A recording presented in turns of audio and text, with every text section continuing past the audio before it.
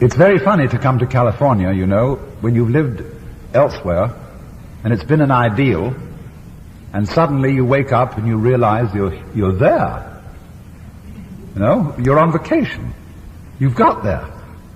And everybody else envies you. And so we have to learn how to be there, or rather to be here. Of course, it is always possible to construe the thing in another way, and to say, yes, it may be a game, but it's a ghastly game, it's a grim game. It's like a child who's caught a fly alive and is picking the wings off it. The universe is that sort of scheme. It's a trap. It's a thing that gives you hope. There's always dangling possibilities in front of you to keep you going, but then it grinds you up. And then it revives you a little, like a master torturer, keeping a person alive in order to experience pain. There is a kind of inverted mystical experience that people occasionally have, where they see the whole universe as this sort of trap, and everything looks crummy. People look as if they're made of plastic, and aren't really people, but only make-believe people. They're mechanisms which are going yakety-yak and pretending that they are really there and alive. And everything looks as if it were made of patent leather or enameled tin, and just nasty, dead scene. That's the inverted mystical experience. And one might ask, well, you could take that view too. And here you come to what Albert Camus said. The fundamentally important philosophical question is whether or not to commit suicide. Now, this is the real question. Is the game worth the candle? If you think no, then you better commit suicide. That's the logical thing to do. If, on the other hand, you're not sure, then you better make up your mind.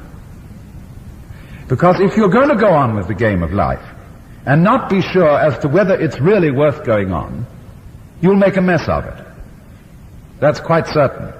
It's like doing something evil, like telling a lie. If you're going to tell a lie at all, you have to make it stick. And so make it good. Don't wobble when you lie, because someone will find you out, and it'll all fall apart, and it'll be worse than if you never did it. So if you make up your mind that you're going to do something evil, you have to have like a golf swing, follow through. And so in the same way with going on living at all, if you're going to gamble, gamble. And so either suicide or gamble seem to me to be the great alternatives of this life. And what will the gamble be? The gamble, or the gaming, has to rest on the assumption that this game is superb. No other assumption will work. If I may put it in another way, the game is to be trusted. The universe, you yourself, it is fundamentally to be trusted. And this is the act of faith which underlies all gambling.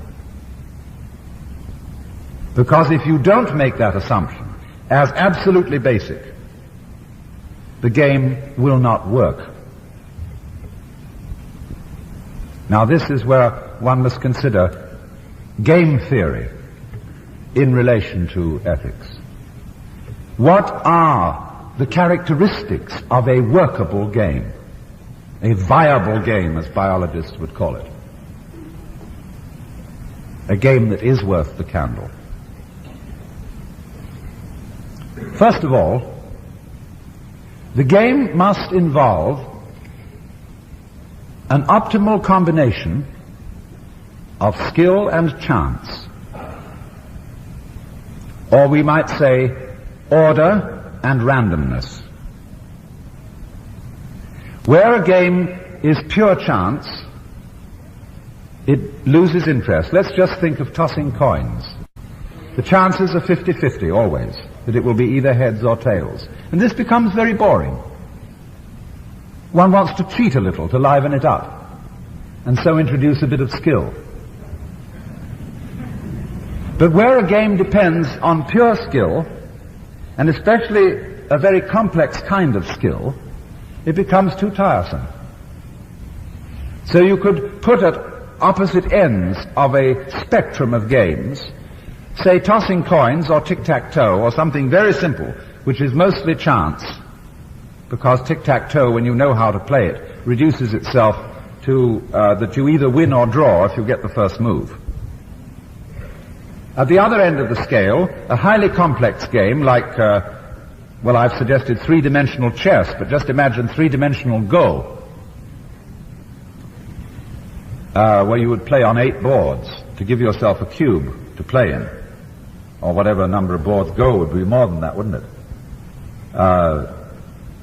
But you would be in such a complex thing that you'd just lose track of it. Eventually, the game would just become totally confused for most people. So we get optimal games in the middle, like bridge, or poker, or checkers, or chess, where there is this interplay of skill and chance. So we look for this optimal point, where there is a risk, there must be a risk, there must be chance, it mustn't all be predetermined, because any game where the result is known is not worth playing. That's to say, when in chess the players suddenly realize that white is going to mate in 5 moves, they abandon the game and say, let's begin again. And so in life, that's why a lot of people don't like going to fortune tellers. They don't want to know the future. If I know exactly what's going to happen to me, in a very real sense, I've had it. So let's finish it up and begin again, turn in the check. You see, the whole fun of the situation of a game is that you don't know the outcome, and that's why it's worth playing. This is one characteristic of a viable game, a certain combination of skill and chance. Now there's another, which is of a much more ethical type, and that is, I will call it trusting the game. Because if you don't do this, in other words, if you won't gamble, you won't play. And here is the point of the necessity of the gamble. That corresponds a little bit to the necessity of having chance as well as skill in any game that really works. But the necessity of gambling is very much overlooked, I think, in our contemporary culture. Because this is a culture where we are trying, as much as possible, to take the risk out of things. And when the risk is taken out of human relationships, they become impossible. We have, I think, in the United States, a very naive faith in law and in law enforcement. We're always saying there ought to be a law against it, as if law could solve things. And we don't realize the extent to which law makes life increasingly more difficult. Because law is simply a process of trying to define what may be done and what may not be done. But the moment you start talking, the definitions become increasingly complicated. And lawyers love this. They live on it. So it's always an interminable discussion of what did they mean when they said that? What was the intent of this law? And as laws multiply, with the avowed object of protecting us from each other, they do not so much succeed in protecting us as they do in making it impossible for us to act. And so the ultimate police state is, of course, the safe state, the security state, where everybody is checked. And you see what this is? Mechanically speaking, it's a system of very elaborate self-consciousness. See, when you get self-conscious and you watch everything you do, because you're anxious about making a mistake, you'll find in that you're all tied up and you can't act.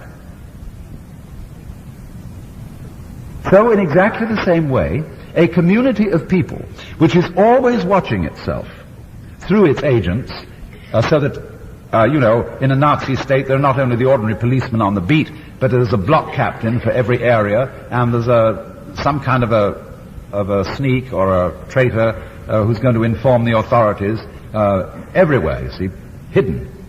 So this community is watching itself all the time, because it's a community that doesn't trust itself.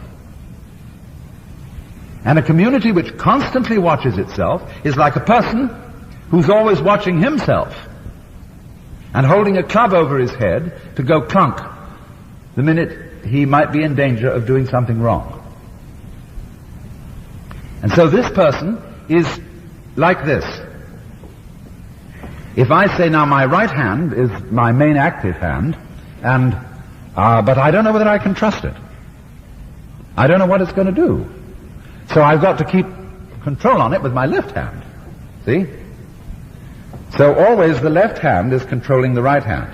If I want to pick something up, the left hand will have to push the right hand down and squeeze the fingers together and then lift it up so that it will come up. See, I've lost a hand by doing that. And so in exactly the same way, when any community of people is founded on mutual mistrust, it sort of loses half of itself. It becomes clutched up. It becomes paralyzed and unable to move. So the basis of any community, and thus the basis of any game, is the act of faith that I will gamble. I will bet my life on this scene. And you see, that also is fundamentally not only the attitude of faith, but it's the attitude of love. Love is self-giving. When you love someone, say you fall in love with a member of your opposite sex or whatever, and you got mixed up with someone now, you've really committed yourself to heaven only knows what. Because love is a letting go of direct control. And you might say, going back again to the Christian images of God, that God creates the world by constantly disappearing, giving himself away. The Hindu would agree with this too. That insofar as everyone here is God in disguise, but doesn't know it, this is because you, as God, are constantly giving yourself away to you. And feeling lost, or how did I get mixed up in this world? Well, unbeknownst to myself, I made a gamble on being this person. And so this giving of oneself away is what's called the divine love. So then, in playing the game, if you don't make the assumption that I can let go of myself in the act of faith and in the act of love, you may just as well commit suicide right now. Because you can't play it on any other basis than that. Any attempt to do so will merely make the whole thing clutch up and become insupportable, and will in any case be suicide. See, when we get the ultimate weapon, with which we know we can be safe because nobody else has it, just because we wanted to get that ultimate safety and get that ultimate weapon to defeat our enemies, it will be suicide. Because life really is not the avoidance of death. Death is the avoidance of death. The constant terror of death, the constant putting it off, the constant vigilance that one will not die, that is death. What we call life is fundamentally willingness to die. Constant jumping of being into not being. So long as you do that, it goes on. So long as you shake the dice, and you don't know how they're going to come out and flip, the game goes on, you see? So long as you take a chance.